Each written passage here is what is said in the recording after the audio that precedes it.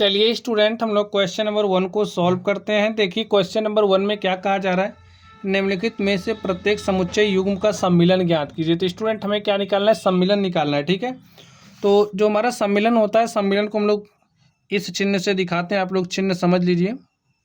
जैसे जो हमारा सम्मिलन होता है इसे हम लोग क्या कहते हैं, यूनियन कहते हैं। ठीक है, इंग्लिश में इसे यूनियन कहते हैं। और ये जो यूनियन होता है, यूनियन का सिंबल कुछ इस तरीके से होता है। अब जैसे यहाँ पर हमारे पास एक समुच्चय x दिया गया है, दूसरा समुच्चय y दिया गया है, और हमें इसका क्या करना है, सम्मिलन निकालना है। तो चलिए हम लोग x और y का सम्मिलन निकालते हैं। तो इसको कैसे लिखेंगे, देखिए x सम्मिलन y या फिर x यूनियन y पढ़ेंगे। ठीक है, अब x सम्मिलन y क्या होगा, इसको आप लोग समझिए। अब देखिए जितने भी अवयव x में हैं और जितने भी अवयव y में हैं, सभी को मिला करके, सभी को आप एक समुच्चय बना करके लिख दीजिए। और हाँ, इस बात का आपको ध्यान रखना है कि कोई भी अवयव दोबारा ना लिखा जाए, यानी कि किसी भी अवयव की पुनरावृत्ति ना हो। तो यहाँ पर देखिए 1 है x में, चलिए इसको पहले हम लिख देते हैं। 1 है, 3 है, 5 है। तो यहाँ से देखिए अब यहाँ पर 1 2 3 है, तो 1 3 तो हमने लिख दिया, बच क्या रहा है 2।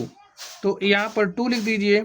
यही हमारा क्या हो गया, x यूनियन y हो गया। ठीक है, इसको आप लोग कुछ इस तरीके से भी लिख सकते हैं, 1 2 3 5। यही हमारा क्या हो गया, x यूनियन y हो गया। तो स्टूडेंट इस तरीके से हम लोग यूनियन को निकालते हैं। ठीक है, चलिए यहाँ पर अब आप लोग इस सेकंड नंबर को ध्यान से देखिए। इसमें हमें क्या करना है, हमारे पास एक समुच्चय A दिया गया है, दूसरा समुच्चय B दिया गया है, तो हमें A यूनियन B चाहिए। तो चलिए हम लोग A यूनियन B निकालते हैं। A union B, A union B क्या होता है, एक ऐसा समुच्चय होता है। तो समुच्चय के लिए आप लोग इस तरीके का ब्रैकेट बनाइए, मतलब ब्रैकेट। इसमें करेंगे क्या, आप लोग समुच्चय A के सभी अवयवों को इसमें राइट कर दीजिए। तो चलिए लिख देते हैं A E I O U। अब देखिए यहाँ पर A B C है, यहाँ पर हमें एक बार लिख चुके हैं, तो A को दोबारा यहाँ पर नहीं लिखेंगे, बच क्या रहा है B C। तो यहाँ पर आप लोग B और C को भी राइट कर दीजिए। तो इस तरीके से इसको हम इस तरीके से भी लिख सकते हैं। देखिए A B C क्रम से E I O U। तो A हमारा क्या हो गया, A यूनियन B हो गया। तो इस तरीके से हम लोग यूनियन को स्टूडेंट निकालते हैं। चलिए अब हम लोग इसके अगले नंबर पर चलते हैं और देखते हैं उसका सोल्यूशन क्या होगा। तो चलिए थर्ड नंबर को देखिए, इसमें क्या दिया गया, हमारे पास समुच्चय A है, और ये जो समुच्चय A है समुच्चय निर्माण विधि में लिखा गया। ठीक है, x सच दैट x एक प्राकृत संख्या और क्या है, 3 का गुणज है। B देखिए क्या है, B is equal to x such that x संख्या 6 से कम एक प्राकृत संख्या। तो चलिए हम लोग इसको सॉल्व करते हैं और देखते हैं इसका सॉल्यूशन क्या होगा। हमें A और B का क्या निकालना है, यूनियन निकालना है। ठीक है, क्या निकालना है, हमें A यूनियन B निकालना है। चलिए हमारे पास जो समुच्चय लिखा गया है A, ये समुच्चय निर्माण विधि में स्टूडेंट है, इसको हम लोग रोस्टर फॉर्म में राइट कर लेते हैं। चलिए रोस्टर फॉर्म में इसको हम राइट करते हैं। देखिए x क्या है, एक प्राकृत संख्या, और कैसी प्राकृत संख्या, 3 का गुणज है। तो 3 का गुणज क्या क्या हो जाएगा, 3 हो जाएगा, 6 9 12 15 18। ए हमारे क्या है, 3 के गुणज हैं। चलिए आगे देखिए, तो हमारे पास जो समुच्चय ए था, समुच्चय ए को हमने समुच्चय यहाँ पर देखिए समुच्चय निर्माण विधि में था, हमने इसको रोस्टर फॉर्म में लिख दिया है। चलिए बी की बात कर लेते हैं इसी तरीके से। बी में क्या है, x सच दैट x संख्या 6 से कम एक प्राकृत संख्या।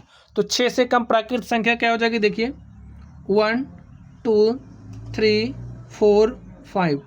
ए हमारी क्या हो गई, 6 से कम प्राकृत संख्याएं हो गई।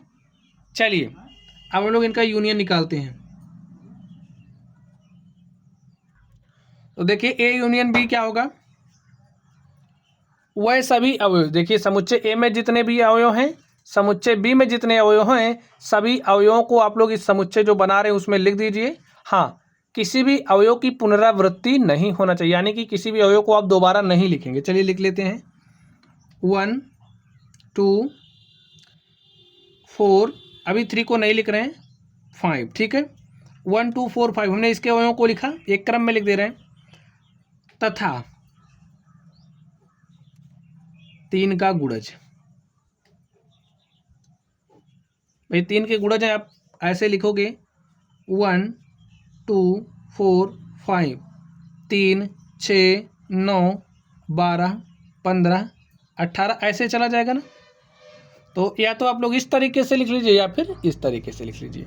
तो यही हमारा क्या हो गया, सोल्यूशन हो गया। तो इस तरीके से जो थर्ड नंबर था हमने इसको सॉल्व कर लिया है। चलिए अब हम लोग अगले नंबर पर चलते हैं और देखते हैं उसका सोल्यूशन क्या होगा। तो स्टूडेंट अब आप लोग इस 4 नंबर को ध्यान से देखिए। इसमें भी हमारे पास समुच्चय ए दिया गया है। देखिए समुच्चय ए क्या दिया गया है, a is equal to x such that x एक प्राकृत संख्या है और जो x का मान है वो क्या है, बड़ा है किससे, 1 से, और छोटा बराबर किसके, 6 के, ठीक है। बी के लिए देखिए आप लोग, x सच दैट x एक प्राकृत संख्या और जो x का मान है बड़ा है 6 से और छोटा है 10 से। चलिए हम लोग इसको सॉल्व करते हैं। तो हमें क्या निकालना है, हमें A यूनियन B यानी कि A सम्मिलन B निकालना है। तो A हमें समुच्चय निर्माण रूप में लिखा गया है। सबसे पहले हम लोग इसको रोस्टर फॉर्म में लिख लेते हैं। चलिए इसको हम लोग रोस्टर फॉर्म में लिखते हैं। देखिए x क्या है, एक प्राकृत संख्या है जिसका मान 1 से बड़ा है। x क्या है, बड़ा है 1 से, तो 1 से बड़ा प्राकृत संख्या क्या हो जाएगी, 2 3 4 5, और x का मान छोटा है 6 से, बराबर है, ठीक है, बराबर और छोटा है, तो 6 के बराबर है तो 6 लिख दीजिए। चलिए b को भी इसी तरीके से राइट कर लेते हैं।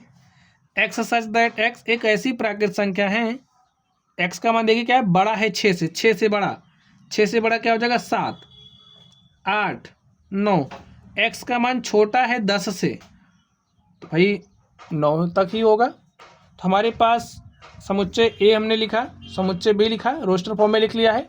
हमें A यूनियन B चाहिए। चलिए A यूनियन B देखिए हमारे पास क्या आता है, ए यूनियन भी देखिए क्या आता है हमारे पास,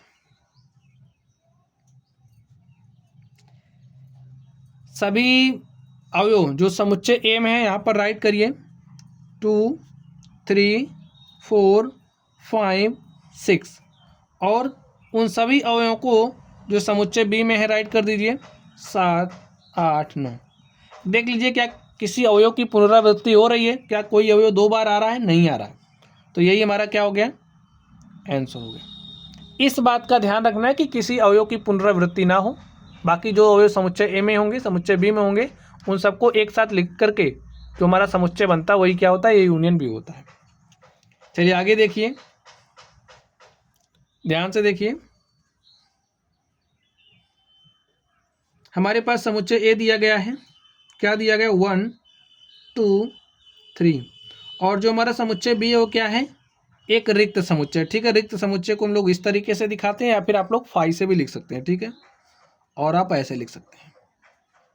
चलिए हमें ए यूनियन बी चाहिए, और ए जो ए यूनियन बी है एक ऐसा समुच्चय है जिसमें ए के सभी अवयव आएंगे, बी के सभी अवयव आएंगे, हाँ किसी भी अवयव की पुनरावृत्ति नहीं होनी चाहिए। तो लिख दीजिए, देखिए 1 2 3, अब बी में तो कोई अवयव है नहीं, बी एक रिक्त समुच्चय है, तो हमारा ए यूनियन बी क्या हो गया, 1 2 3, यही हमारा स्टूडेंट आंसर हो गया। तो बच्चों इस तरीके से ये जो हमारा क्वेश्चन नंबर 1 था, हमने क्वेश्चन नंबर 1 के सभी सवालों को सॉल्व कर लिया है। तो चलिए स्टूडेंट्स आप लोग पढ़ते रहिए। अगर आप लोगों को कोई भी डाउट हो तो आप लोग कमेंट बॉक्स में कमेंट करना। वीडियो पसंद आए तो वीडियो को लाइक कीजिएगा, चैनल पर नए हो तो चैनल को सब्सक्राइब कर लीजिएगा। चलिए आप लोग पढ़ते रहिए, थैंक यू।